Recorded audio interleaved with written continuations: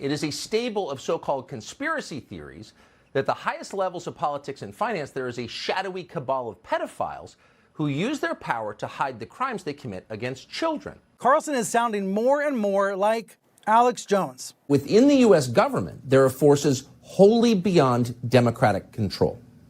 These forces are more powerful than the elected officials that supposedly oversee them. Is it a stretch to say that Tucker Carlson is the new Alex Jones?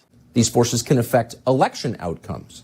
They can even hide their complicity in the murder of an American president. In other words, they can do pretty much anything they want. Tucker Carlson is the new Alex Jones. They constitute a government within a government, mocking by their very existence the idea of democracy. Wait a second. Is he aligned with Alex Jones? Are they bros? And all these other right-wing conspiracy theorists? There's actually research showing that people who believe conspiracies would actually be willing to engage in a conspiracy themselves. He doesn't think that Alex Jones's views are out there, that they're crazy. Conspiracy that does not exist. He thinks that they're legitimate and should be debated, and he's bringing them up on his own show. Why at a gut level do people want to believe in conspiracy theories? Clean-cut conspiracy narratives are designed to prey on your pre-established suspicion. Anyone who raises questions about the prevailing propaganda narratives is a conspiracy theorist. Truth is painful often, and the truth is complicated. Sometimes truth is stranger than fiction, right? It's a whole different country from what we thought it was. It's all fake. Not everybody can be a robot polisher. Down the rabbit hole. Now, I grew up in a world where I actually believed that conspiracy theories were the way that dumb, uninformed people explained a complex world. When exactly did this become a thing? When did conspiracy theory become a thing? The term conspiracy theory did not exist as a phrase in everyday American conversation before 1964. The CIA sent its memo 1035-960 to all station chiefs worldwide, basically explaining that the problem they were faced with was the traction that certain conspiracy theorists were getting, raising questions about the Warren Report. Memo recommended, for example, arguing that a conspiracy of this magnitude could not have been kept secret, okay? Which is an argument we still hear today about things like 9/11. It's no coincidence that that marks the moment when we first start to see those phrases used, and used increasingly as the decades roll by. Now, today, of course, the term conspiracy theory appears in pretty much every New York Times story about American politics. It's wielded, now as then, as a weapon against anyone who asks questions the government doesn't feel like answering.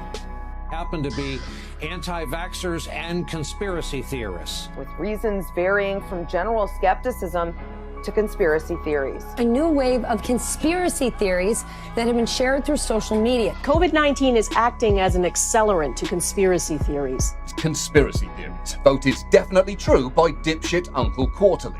Evil theories about, did we create the pandemic? Are we trying to profit from it? If you go online, there's no shortage of conspiracy theories. They believe that what they're seeing on TV and what they're seeing in terms of results is a hoax perpetrated by a cabal. Deep state. This new world order. That is crazy. Insanity. Secret cabal. Pedophiles. Here in Washington working to undermine the American people.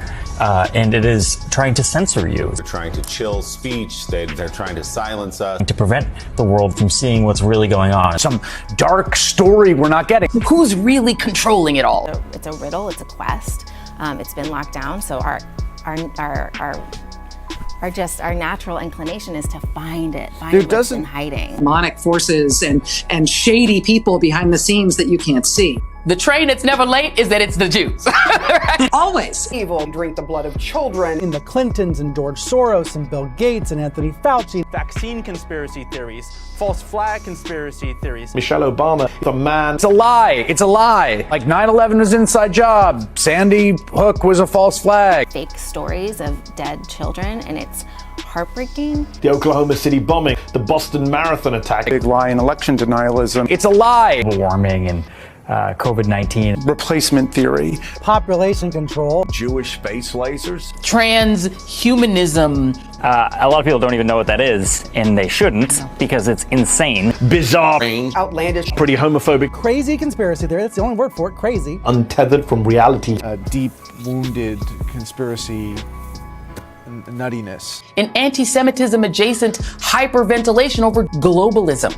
It's completely ridiculous. Mind-numbing absurdity. Sheer madness. Hogwash. Dangerous. A garbage fire. Poison. It couldn't be farther from the truth. Someone calls you a conspiracy theorist, they have already lost the argument, because that epithet is a way to prevent discussion from taking place. In defending the propaganda narrative, they don't have an argument. They don't have a defense. They have none. They have none. Americans have trusted their government less with every passing year since the killing of John F. Kennedy. Maybe this is why. Not everybody can be a robot polisher. There is very grave danger that an announced need for increased security will be seized upon by those anxious to expand its meaning to the very limits of official censorship and concealment. For we are opposed around the world by a monolithic and ruthless conspiracy. The fury that would erupt, and this is a bipartisan fury, it'd be the one thing that would unite Americans. It is a system which has conscripted vast human and material resources into the building of a tightly knit, highly efficient machine that combines military, diplomatic, intelligence, economic, scientific, and political operations. An absolute rage at this unaccountable spy agency that is has decided that it is going to get involved in murdering, assassinating the duly elected American president. Its preparations are concealed, not published. Its mistakes are buried, not headlined. Its dissenters are silenced, not praised. No expenditure is questioned, no rumor is printed, no secret is revealed. They don't have an argument. They don't have a defense. They have none. They have none.